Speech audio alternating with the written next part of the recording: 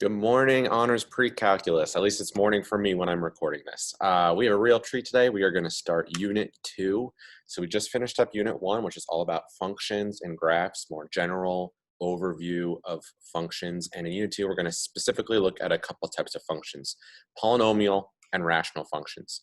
On your screen now, you'll see our unit map for this unit. So we have 7 lessons that we're going to go through. I'm going to give you a brief overview of this right now.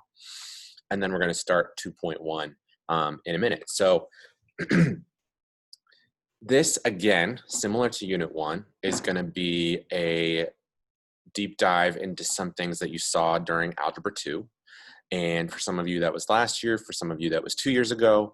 Either way, this is going to be really helpful because, again, it's laying a foundation for what we're going to be doing for the rest of the school year. So we're going to start out looking deeper into quadratics, which we saw the parent graphs of last unit, but we're going to dig deeper into those.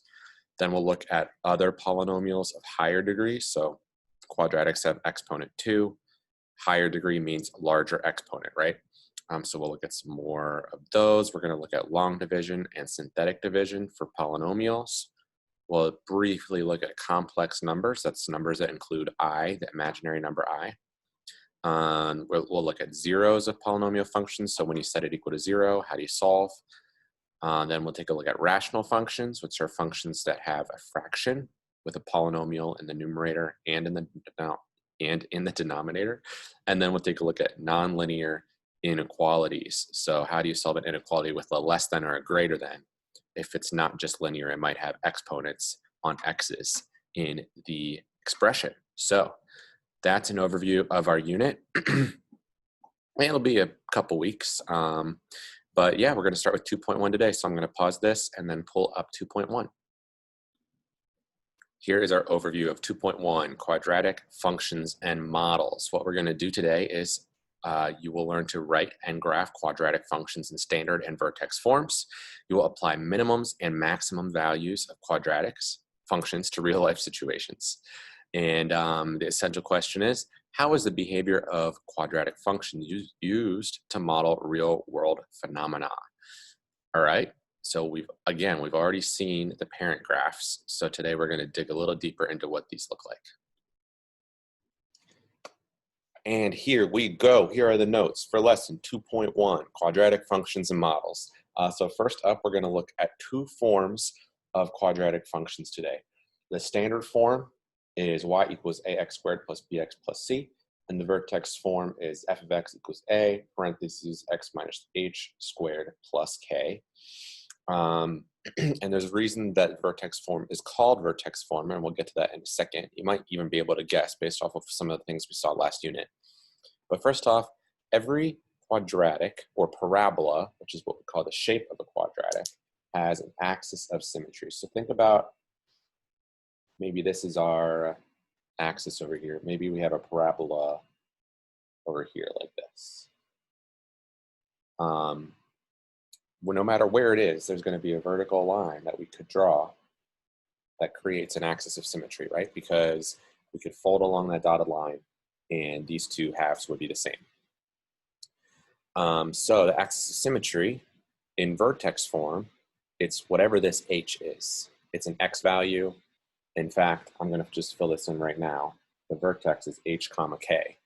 And so the x value of the vertex, which again will be right here. The x value of the vertex always makes this horizontal line, which is our axis of symmetry, right?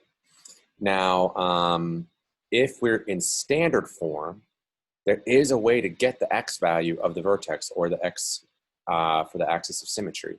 And that is to do negative b over 2a. If you do negative b divided by 2 times a, you will always end up with the same x value as h. And so there's another way that we could write the vertex, which would be if we were given standard form, instead of trying to get to vertex form, we could just say that the x value is negative b over 2a. And for the y value, we can, whatever we get for this x value, we can plug it in and see what we get for y. And in function notation, how we would write that is f of negative b over 2a. Like that.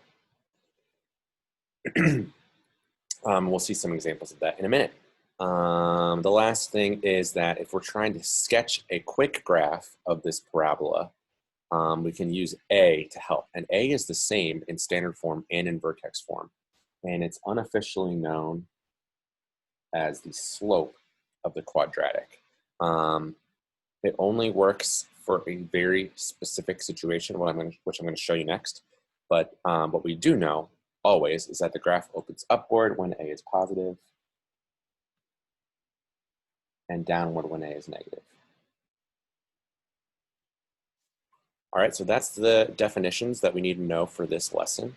I really want to hone in on this idea of slope. So we're going to look at that next in example 1, sketching graphs of quadratic functions. Sketch the following quadratic functions. Is the vertex a minimum or a maximum? All right, so let's try letter A. So we have 2x squared. We could write in here plus 0x plus 0 if we really wanted to. That would be our standard form that we saw up here. And so our vertex, or the x value of our vertex, is going to be negative b over 2a, which will be negative 0 over 2 times a, which was 2. So in this case, a is 2, b is 0, c is 0. So we get an x value of 0. So right away we know the x value of our vertex is 0. We also know that we have an axis of symmetry, dotted line on the y-axis. We're going to be symmetrical about that axis.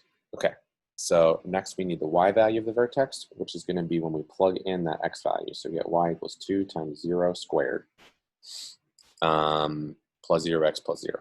And we're going to get 0. Okay, so our vertex is at 0, 0. And this is where that idea of slope comes into play. So the A works as the slope only 1 unit left and 1 unit right of the vertex. So if we go 1 unit to the left, if the slope is positive 2, if we go 1 unit to the left, we're going to go up 2. If we go 1 unit to the right, we're going to go up 2. And we know that that's going to be true. If we were just going to do a rough sketch, I would say that's enough points. We can just kind of sketch a curve that goes through those points. Let's see if 2 works. So if I plug in 2 here, get 2 squared is 4 times 2 is 8. It turns out my graph only goes up to 7. So at 2, we'd be 1 unit higher. And at negative 2, we'd also be up there, right? Because of our axis of symmetry. So we could draw this sketch. Remember, it's going to curve. And that's why this slope only works 1 unit to the left and 1 unit to the right. Because a curve doesn't have a consistent slope. So I can't just keep going up 2 again and up 2 again and up 2 again. That would make a straight line. It does not work like that. That would be an absolute value graph, right? If it looks like a straight line and it makes a V, that'd be absolute value. This is a curve. The slope, in quotes, only really works 1 unit away. So let's check that with letter B. If we have negative 1/2 x squared plus 3, we could rewrite that as negative 1/2 x squared plus 0x plus 3, just so that we have an A, a B, and a C. And so let's try that same strategy again. We're going to do negative b over 2a to get our axis of symmetry and the x value of the vertex. B is 0 and a is negative 1/2. But again, we have 0 in the numerator, so we get 0 again. So I can draw my dotted line right through the y-axis. And the y value now is negative 1/2 times 0 squared plus 3, and we're going to end up with 3. So now we have a point at 0, 3, and that's our vertex. This time the slope was negative 1/2. Okay, so this is where it gets a little bit tricky to think of it as slope. Normally with slope, we would go down 1 over 2 if the slope was negative 1/2.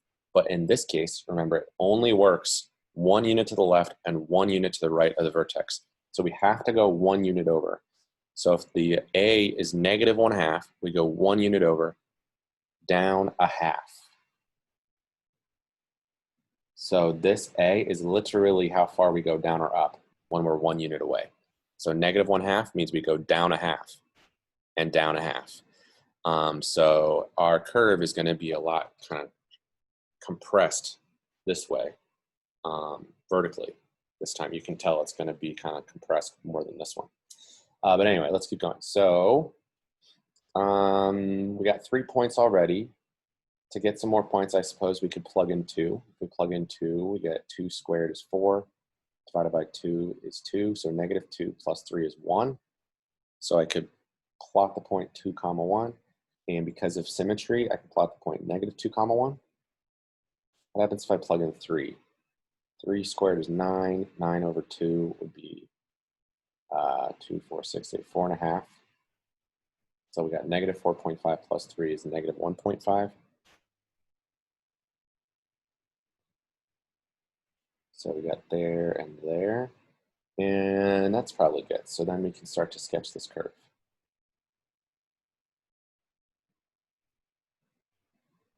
Something like that. All right, I do want to point out one more thing here, and that is that the 3, so whatever C is always the y-intercept. So that's something we might want to point out up here next to our standard form. C is always the y-intercept on the graph. So you can see so far, in the first question, our C was 0, so our y-intercept was at 0. In the second question, our C was 3, and our y-intercept is 3. And that's because when you plug in 0 for x, everything's going to cancel out except for that number. So that's why it's left over. I also just realized that we're not even answering this question from the directions. Is the vertex a minimum or a maximum? In this first question, you can tell the vertex is at the bottom of the curve. So the vertex is a minimum.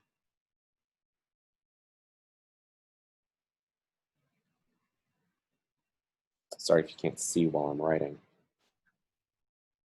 And in the second question, you can see the curve is going down, so the vertex is going to be a maximum.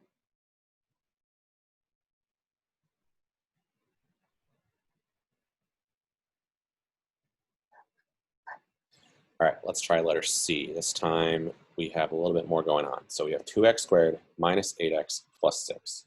There's our A, our B, and our C. And remember, our B is negative because it has a negative or a minus in front instead of a plus.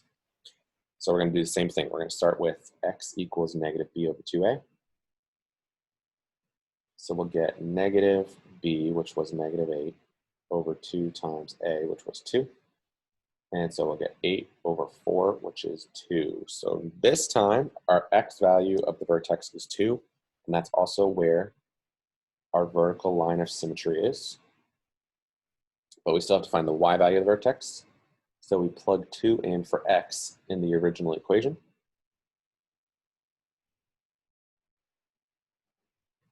And we're going to get 2 squared is 4 times 2 is 8, minus 16 plus 6, which will be negative plus 6, -2. So we get 2 comma -2 as our vertex. And this time our A was 2. So if we go left 1 or right 1, we're going to go up 2. Those are points that are automatic, they're given. We also have a C value of 6. So we can go on the y-axis, and we don't have this point yet. We can plot a point at 6. And because of this line of symmetry, that's 2 units to the left, we can go 2 units to the right and plot that point too. And that's actually without even plugging in any more x values and manually finding the y values. We already got all the points that we're going to be able to get on our graph. So I'm going to complete this rough sketch here. And then the last thing to do is to think about if this vertex is a maximum or a minimum. The curve is pointing up, so the vertex is a minimum.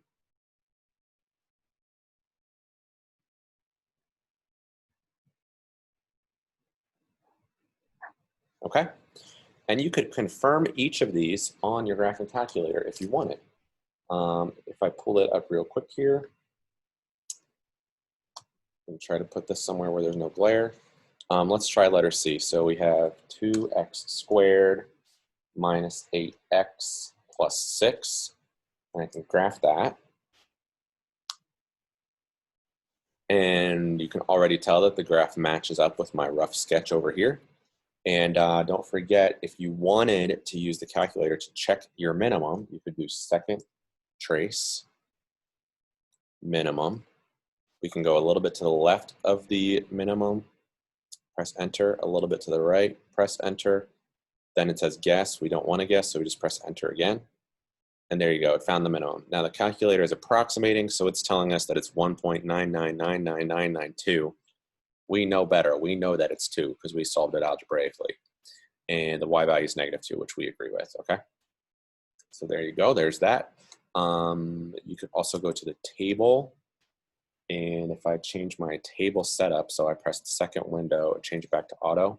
Sometimes it's on ask, depending on if we needed to use the table in a different way. So the default should be auto. Again, that's in second window if you need to change that setting. But I'm going to go back to second graph. Now my table looks like I want it to. And I see more points that I can plot, right? And that agrees with everything that I plotted on my graph already. So there you go. Let's look at example 2. Rewrite in vertex form and identify the vertex. So now we're going to slide back up to the top. We're going to be comparing standard form and vertex form and seeing how we can switch between the two. So if we're starting with standard form and working towards vertex form, let's see how we can do it. So you might have learned in Algebra 2 a method called completing the square. We are not going to complete the square today. We are going to do this in a way that I think is easier and meets all the needs that we have in our pre-calc class. So if we're going to write this in vertex form, we're going to need to know the vertex, right? If we think about the vertex form, let me write this down here real quick. Our final answer needs to be in the form f of x equals a times x minus h squared plus k, okay? In order to be able to write it like this, we need to know 3 things. We need to know a, we need to know h, and we need to know k. That's all we need, and then we can just plug them in and be done. So a, as I said at the beginning of the notes, a is the same as in both forms. So this is ax squared plus bx plus c.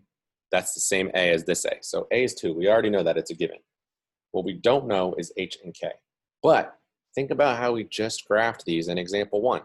We found the vertex using the formula negative b over 2a in order to graph these. Well, we could do that same thing right here for this one to get the h and the k. So to find h, we're going to do negative b over 2a. So it's going to be negative 8 over 2 times 2,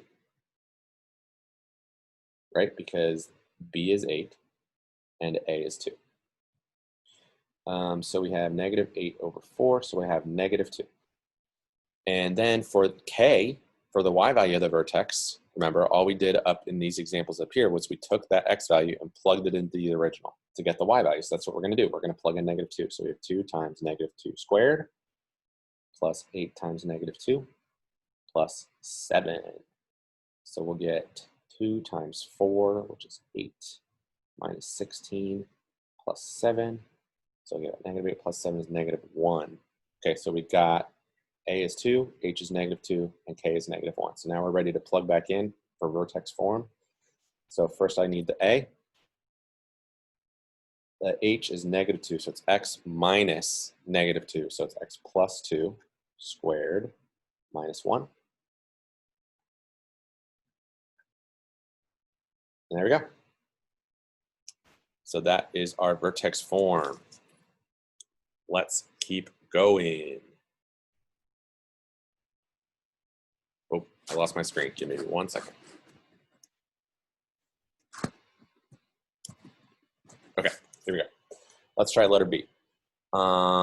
Again, we're starting with the standard form. We're going to switch to the vertex form, so we need to know a, h, and k.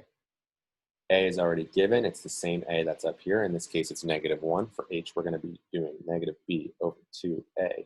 So we're going to have negative 6 over 2 times negative 1. So we have negative 6 over negative 2, which is 3. And now I'm going to plug 3 back in and see what y value I get.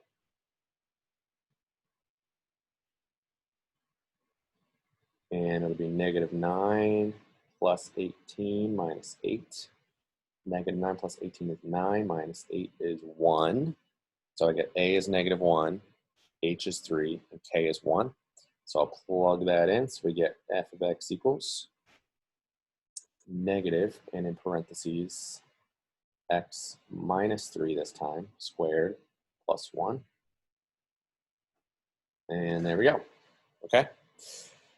Okay, so looking back at the directions, it also said identify the vertex. So I would just next to these write that we had negative 2 comma negative 1 as the vertex over here, and 3 comma 1 as the vertex over here.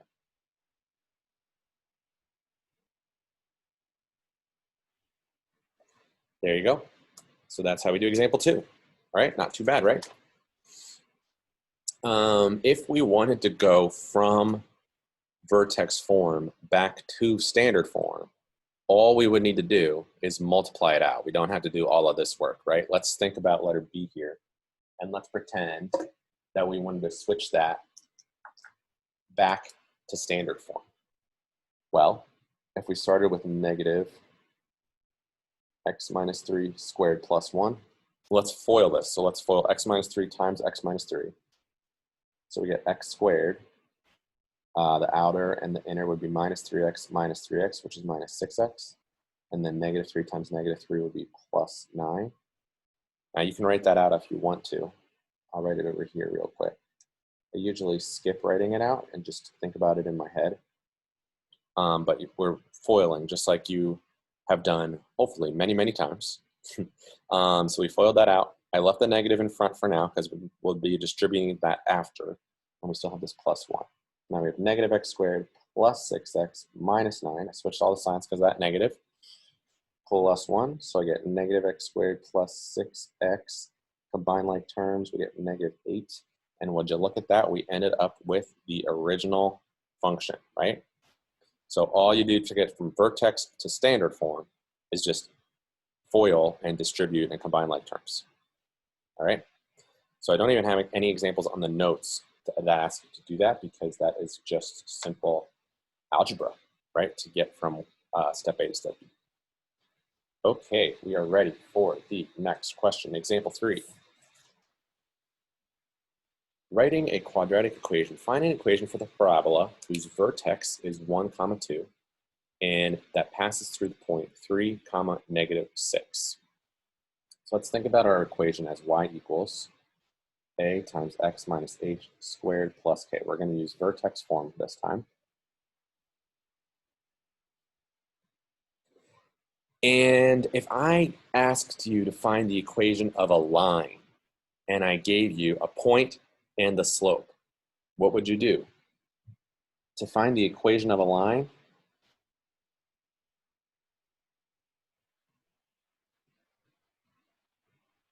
you would plug the slope and x comma y into y equals mx plus b, and then solve for b, right? You'd plug m and x comma y into y equals mx plus b, and then solve for b, right? We plug in for x and y, even though in the final answer, the equation will still have x and y. It won't have those plugged in, but we use a point on the line as a test point so that we can find the b. We're going to do that same thing here. Think about that. We already have the vertex, so we have the h and the k. And we have a sample point on the line. That can be an x and a y that we can plug in so that we can find a. So in our final version of this, we're going to need an a, an h, and a k. We already know h and k. It's 1 and 2 because it's the x and the y value of the vertex. What we don't know is the a, but we have another point on the line. So we're going to plug everything in. This is going to be our x, y. This is our h and our k, as we know. So we have negative 6 equals. We don't know a. We have an x of 3, our h is 1, and our k is 2. And we're just going to solve for a and see what we get. So we'll have 3 minus 1 is 2. 2 squared is 4, so this is really negative 6 equals 4a plus 2. I'll subtract the 2 to the other side, and I get negative 8 equals 4a. And then I'm going to divide by 4, and we'll get negative 2 equals a. Okay, so now I know that a is negative 2. So the last step is going to be to go back to the vertex form and now plug in the 3 pieces that will make it into an equation of the parabola. So we have negative 2, parentheses, x minus 1 squared plus 2. And that counts. It didn't tell us what form the equation needed to be in, so we can just leave it in vertex form. If we wanted to change it into standard form, we could, right? It would involve foiling this x minus 1, so it would be x squared minus 1x minus 1x plus 1, because it's negative 1 times negative 1, plus 2. And we distribute the negative 2, so we get negative 2x squared plus 4x minus 2 plus 2. And we would get negative 2x squared plus 4x when we combine like terms. This is another version of the same equation. All right, so this or this are both valid answers to this question. All right, so again, we need a, h, and k in order to have a final answer. We didn't know a yet, but we have the vertex, so we have h and k. We plug that in with a sample x and y to solve for a, and then we plug that all back in. If I wanted to check this, I could go to my graphing calculator, I could type in my new equation, negative 2, parenthesis x minus 1, squared, whoa. There we go, plus 2. Take a look at the graph. And we want to make sure it has a vertex at 1, 2, which it looks like it does. And it has to go through the point 3, negative 6. So I can check that on the table. 3, negative 6. It does have 3, negative 6, and the vertex is at 1, 2. All right, so there we go. Perfect. Example 4, application. The flight of a baseball can be determined using the function given here, where f of x is the height of the baseball in feet and x is the distance from home plate in feet. What is the maximum height reached by the baseball? So if we wanted to kind of think about what this graph might look like, here's our x-axis and our y-axis. We know x is the distance from home plate.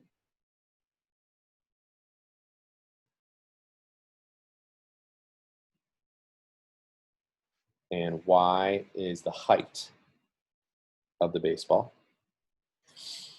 And so what we think this probably will look like is a parabola upside down. It has a negative a, so it's going to curve down, so that's good because it's going to curve back to Earth because of gravity.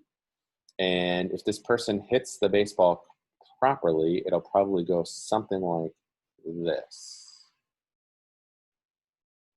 right?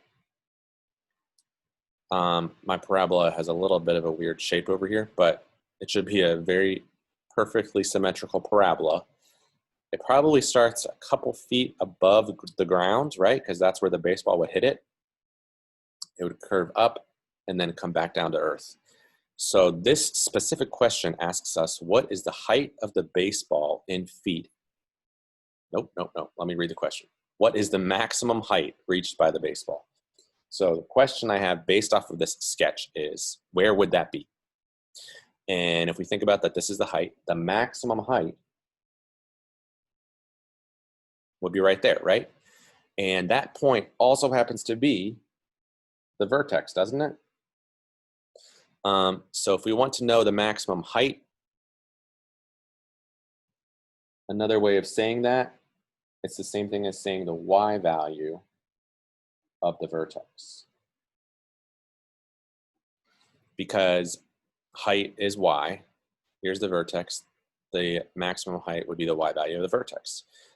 So since this is in standard form, to get the y value of the vertex, we're going to follow the same process that we followed at the beginning of the notes. So to find the x value of the vertex, which I guess we could call h and k if we wanted to, We do negative b over 2a, just like always. And this time our b is 1, so it's negative 1 over 2 times a. Our a is wacko this time, it's negative 0.0032. So let me plug that into my calculator, and I'm gonna get positive 156.25. And then k is going to be the y value of the vertex. So I'm going to plug in 156.25 for x and see what we get for y.